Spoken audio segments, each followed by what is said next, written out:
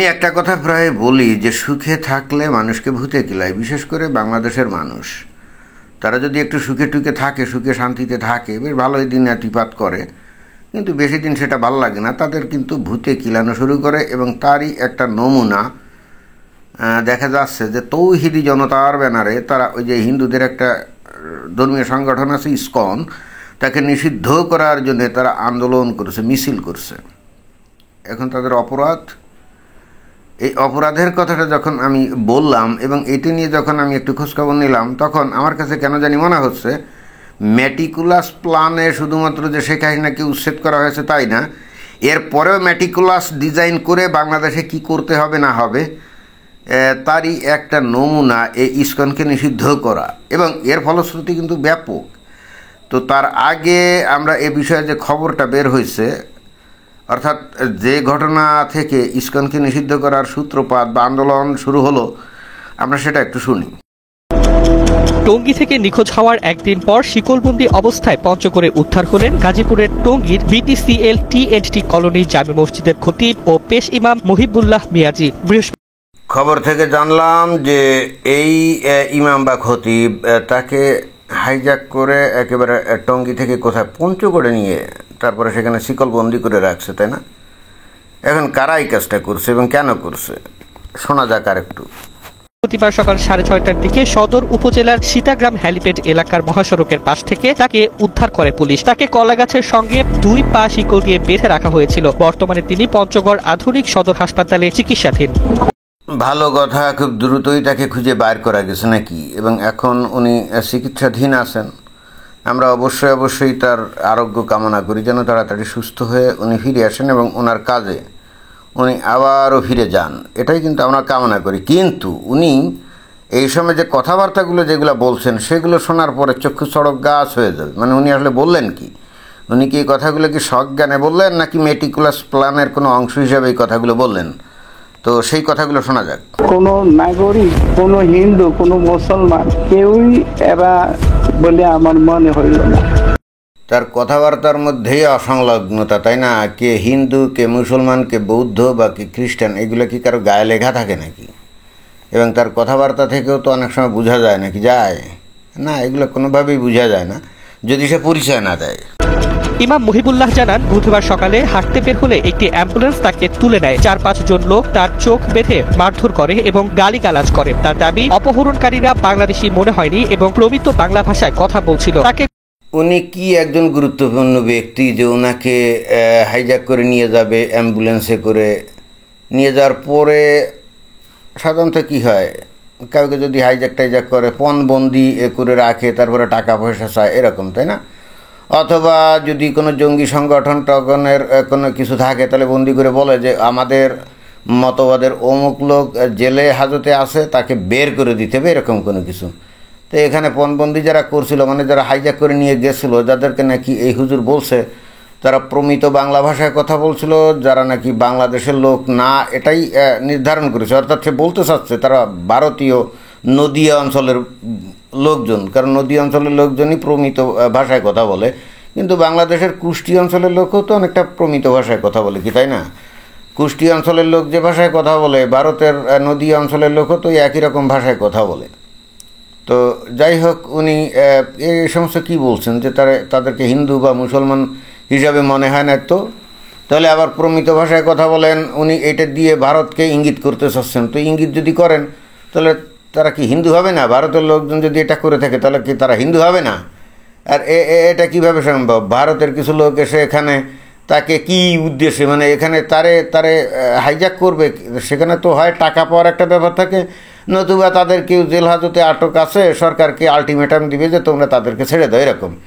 এখানে তো তারা কোনো কিছু দাবিও করে না, কিছুই করে না, তাহলে ওনাকে খামাখা নিয়ে আবার রাস্তায় ফেলে দিয়ে চলে গেল। মানে এটা কি, এটা অনেকটা সাজানো নাটক মনে হচ্ছে না? গত 11 মাস ধরে বেনামি চিঠির মাধ্যমে হুমকি দেওয়া হচ্ছিল এবং ইসকনের পক্ষে অবস্থান নেওয়ার চাপ দেওয়া হচ্ছিল বলে তিনি জানিয়েছেন। এতক্ষণে কিন্তু মেটিকুলাস ডিজাইনের আসল উদ্দেশ্যটা পরিষ্কার হয়ে গেল। উনি জানিয়েছেন কি, যে ইসকনের পক্ষ থেকে তাকে চাপ দেওয়া হচ্ছিল যে উনি যেন ইসকনের পক্ষে কথা বলেন। এটা কি উদ্ভট এবং হাস্যকর মনে হয় না? ইসকন একটা গোটা পৃথিবীব্যাপী হিন্দুদের একটা বিশাল সংগঠন। এর মূল কেন্দ্র হচ্ছে, যদিও ভারতে বলা হয় যে ভারতের যে মায়াপুর না কোন জায়গায়, ওইটা কোথায়, নদিয়ায় নাকি হুগলি, কোথায় জানিও না, নবদ্বীপ ওই জায়গায় যেন কোথায় দেখলাম। কিন্তু মূল শক্তি এদের আমেরিকাই এখানে আমেরিকার লোকজন অনেক আছে যারা এই ইসকনের সাথে জড়িত, এবং বস্তুত তারাই প্রচুর পরিমাণে ডোনেশন টান দেয়।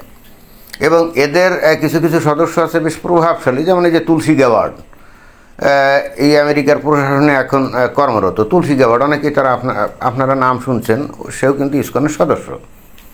তো এখন তাদের খেয়ে দেয়ে কাম নাই, এই বাংলাদেশের একজন ইমামকে বলবে যে তুমি ওই ইসকনের পক্ষে কথা বলো, মানে এগুলো কি ফাত্রামি না, উদ্ভট দাবি না? এবং এখন তো মনে হচ্ছে যে এটা মেটিকুলাস ডিজাইন, এবং একই সঙ্গে এটা একটা নাটক। তাছাড়া একে ধরে নিয়ে গেল, নিয়ে মানে কি কোনো দাবি দেওয়া কি কিছু করছে নাকি? যদি কাউকে মানে হাইজ্যাক করে তাহলে তো সেখানে একটা উদ্দেশ্য থাকে না, কিছুই না করে সে ফেলে দিয়ে চলে গেল। তারপরে উনি দিব্যি সুস্থভাবে ওখান থেকে ধরাও পড়লেন, এবং খুব দ্রুত ধরা পড়লেন, মানে তার খোঁজ পাওয়া গেল।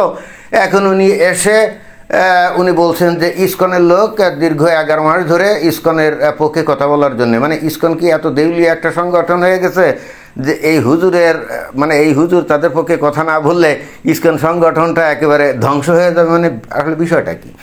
আর ইসকন এত নৈতিকভাবে এত দুর্বল কোনো সংগঠন না যে তারা কোনো হুজুরকে দিয়ে তাদের পক্ষে কথা বলাতে হবে না। এরা এই সমস্ত হাতরামির মধ্যেই যায় না, এরা নিজেদেরকে নিয়েই ব্যস্ত থাকে। এরা অন্য কাউকে ডিস্টার্বও করতে যায় না, অন্য কাউকে জোর করে কোনো কিছু করতেও যায় না, একেবারে এগুলোর কোনো বাংলাদেশে এই ধরনের কোনো ঘটনাই নেই, কেউ দেখাতে পারবে না। এরপরেও অনেকে এই ইসকনকে ওই জঙ্গি সংগঠন হ্যান ত্যান বলে নিষিদ্ধ করার চেষ্টা করেছে। আচ্ছা বলেন তো, আজ পর্যন্ত ইসকনের কোনো সদস্যর কাছ থেকে বা ইসকনের যে মন্দির টন্দির বা বিভিন্ন যে কেন্দ্র আছে সেখানে কোনো দিন তল্লাশি করে একটা ছুরি চাকুও পাওয়া গেছে? না, পাওয়া যায় নাই। এরা অস্ত্রপাতির ধারেও যায় না। তবে হ্যাঁ, এদের মন্দিরের মধ্যে আবার রান্না টান্না হয়তো, অর্থাৎ বটি টটি থাকতে পারে, দা বটি এগুলো থাকতে পারে, কারণ সেখানে ওই যে শাক সবজি এইগুলা কাটাকাটি করে না। তবে বেশি বড় দা বা বেশি বড় কিরিস পাওয়া যাবে না, কারণ এরা তো মাছ মাংস খায় না। অর্থাৎ মাংস কাটার জন্য বড় যে ভোজালি টাইপের বা বড় যে ওই যে কিরিসের মতো থাকে ওইগুলো পাওয়া যাবে না। শাক সবজি কাটাকাটি করে তো সেই ধরনের কিছু থাকবে, এছাড়া কি আর কিছু পাওয়া যায়? কোনো রকম কোনো অজুহাত ছাড়া, কোনো রকম কোনো প্রমাণ ছাড়া, কোনো কিছু ছাড়া এই ইসকন নামক সংগঠনটাকে এখন জঙ্গি হিসাবে দেখাতে হবে। এবং আমার কাছে তো মনে হচ্ছে যে এই হুজুর বস্তুত তা সেই নাটকের একটা অংশ, অর্থাৎ সেই ষড়যন্ত্রের একটা অংশ। এছাড়া আমার কাছে আর কিছুই মনে হচ্ছে না, কারণ ইসকনের এত ঠেকা নাই আর তারা এত দৈন্য দশাগ্রস্ত হয় নাই যে এই একজন হুজুরকে তাকে বলতে হবে যে ভাই আমাদের পক্ষে কথা বলেন। বাংলাদেশে অন্য কোনো ইমাম হুজুর তারা এরকম দেখাতে পারবে, এরকম বলবে? আর যদি বলেও সেটা বিশ্বাস্য না তো, কারণ আমি ওই যে বললাম না যে তারা নৈতিকভাবে অনেক স্ট্রং, তারা ওই হুজুরের মধ্য দিয়ে বা হুজুরের মুখ থেকে তাদের পক্ষে কথা বলার দরকার নেই, তারা নিজেরাই নিজেদের কথা বলে। কেউ শুনলে শুনলো, না শুনলে না শুনলো, এগুলো নিয়ে তারা কেয়ারও করে না, এগুলো তারা ড্যাম কেয়ার। শেষ 21 অক্টোবর পাওয়া চিঠিতে তাকে ইসলাম ও কোরআন নিয়ে বক্তব্য দিতে নিষেধ করা হয়। ঘটনার পর পঞ্চগড়ে বিক্ষোভ করে পঞ্চগড় ইমান আকিদা রক্ষা কমিটি, যারা অভিযোগ করেছেন এটি পরিকল্পিত ধর্মীয় টার্গেট হামলা এবং ইসকনের সংশ্লিষ্টতা থাকতে পারে। তারা এইবারে আমি পরিষ্কার বুঝে গেছি যে এখানে আসলে ঘটনাটা কি ঘটছে। ঘটনাটা হচ্ছে কি জানেন, এই যে গত কয়েক মাস ধরে ভারতের সাথে তো বাংলাদেশের সম্পর্ক বেশ মানে কি বলা যায়, প্রচণ্ড শীতল, তাই না? একেবারে তলানিতে চলে গেছে। তো ভারত গত কয়েক মাস ধরে তাদের দেশে অবস্থানরত অবৈধ অনেক মুসলমান সম্প্রদায় এবং একই সঙ্গে কিছু কিছু হিন্দুদেরকেও ওই যে বাংলাদেশের মধ্যে পুশব্যাক করাচ্ছিল তো, এবং পরবর্তীতে দেখা গেছে ওরা সত্যি সত্যি বাংলাদেশের লোক, ওরা ভারতে গিয়ে অবৈধভাবে থাকতো।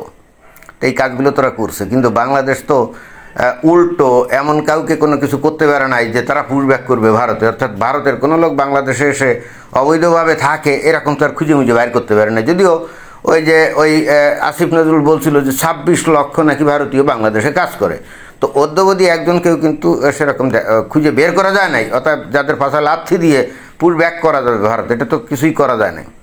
এবং অ্যাট দ্য সেম টাইম বর্তমানে যে বাংলাদেশের পরিবেশ চলছে আমরা যেটা বুঝতে পারি, এখানে ইসলামী দলগুলো বাংলাদেশে এখন শরীয়তি বিধান কায়েম করতে চায়।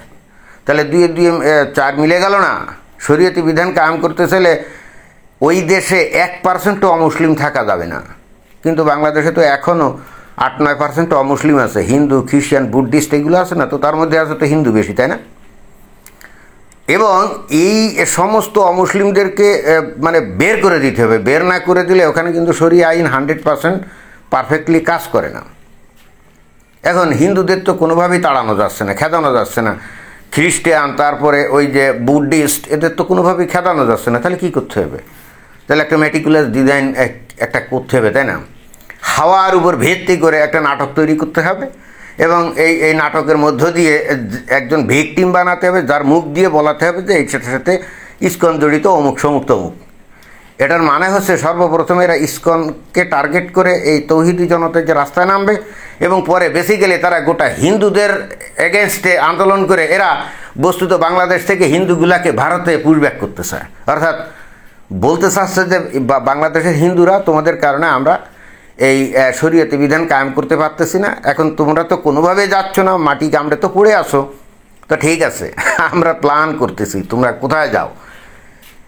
ঘটনা কিন্তু এটাই। অর্থাৎ এখন এরা চাচ্ছে যে বাংলাদেশ থেকে হিন্দুদেরকে তাড়াতে হবে, এবং সেই সুবর্ণ সুযোগ এখন চলে আসছে। এইটা ছাড়া আমার কাছে আর অন্য কোনো কিছু মনে হচ্ছে না। এখানে ইসকনকে নিয়ে কমপ্লিটলি একটা বোগাস একটা অভিযোগ এখানে খাড়া করা হয়েছে। এই যে মুসলিমদের বহু সংগঠন আছে, এই যে ধরেন আন্তর্জাতিকভাবে যে সংগঠন আছে মুসলিম ব্রাদারহুড, তাই না? পৃথিবীর অনেক দেশে এই ব্রাদারহুডকে নিষিদ্ধ ঘোষণা করা হয়েছে, কারণ তারা আসলে সন্ত্রাসবাদী কর্মকাণ্ডের সাথে জড়িত। যেমন ওই যে হেজবুল্লাহ বলেন, হামাস বলেন, এরকম ওই যে আগে IS, তারপরে ওই যে বোকো হারাম, তারপরে আল কায়দা ইত্যাদি ইত্যাদি। এই মুসলিম ব্রাদারহুড এদের বিরুদ্ধে, এবং আমেরিকাতে অনেক মুসলিম সংগঠন আছে, এদের অনেকগুলাই কিন্তু নিষিদ্ধ হয়ে গেছে, এবং অনেকগুলাই কিন্তু মনিটরিংয়ে আছে, কারণ তারা পৃথিবীতে উগ্র যে ধর্মীয় যে ইসলামী দল আছে তাদেরকে নাকি তারা টাকা টুকা চাঁদা টাদা দেয়। এখন এই যে ইসকনের এরাও কিন্তু চাঁদা পায়, এমন না যে এরা চাঁদা পায় না, কিন্তু কথা হচ্ছে এরা কবে কোথায় কোন উগ্র কর্মকাণ্ডের সাথে জড়িত আজ পর্যন্ত হেন কোনো ঘটনা দেখা গেছে? তারপরেও কিন্তু এদেরকে বলতে হবে যে এরা উগ্র, এরা সন্ত্রাসী, অমুক সমুক তমুক। কেন বলতে হবে?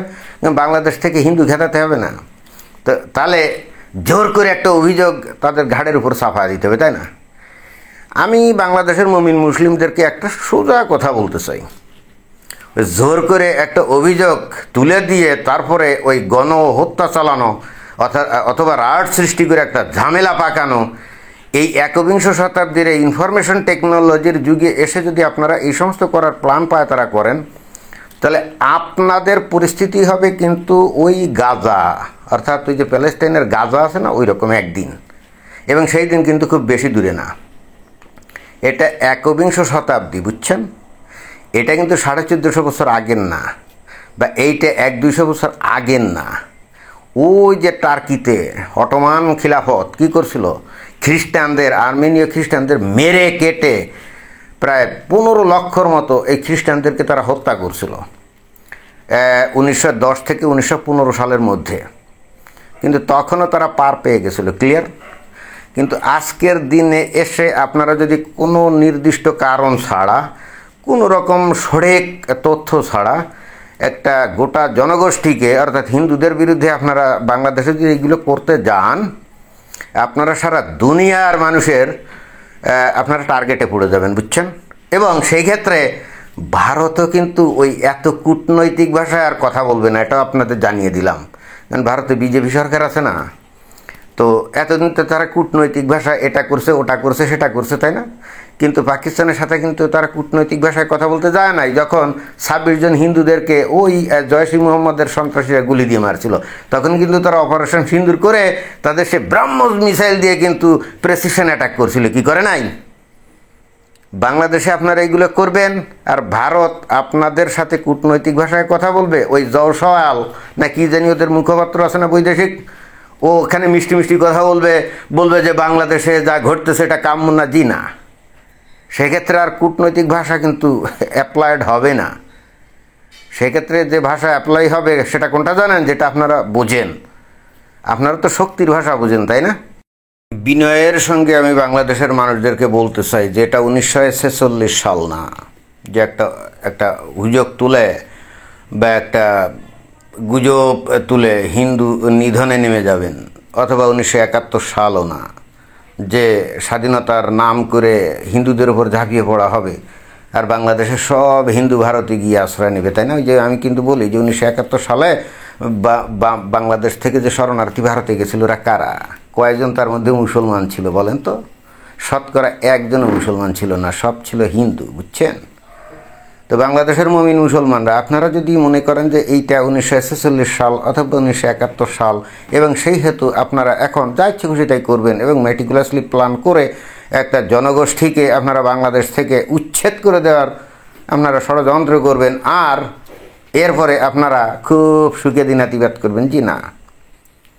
বিনয়ের সঙ্গে আপনাদেরকে বলতে চাই, যে আগুন আপনারা জ্বালাতে যাচ্ছেন ওই আগুনে আপনারাই পুড়ে মরার সম্ভাবনা কিন্তু সবচাইতে বেশি। তখন বাংলাদেশ হয়ে যেতে পারে দ্বিতীয় গাজা। এটাই ছিল আমার বক্তব্য। ধন্যবাদ।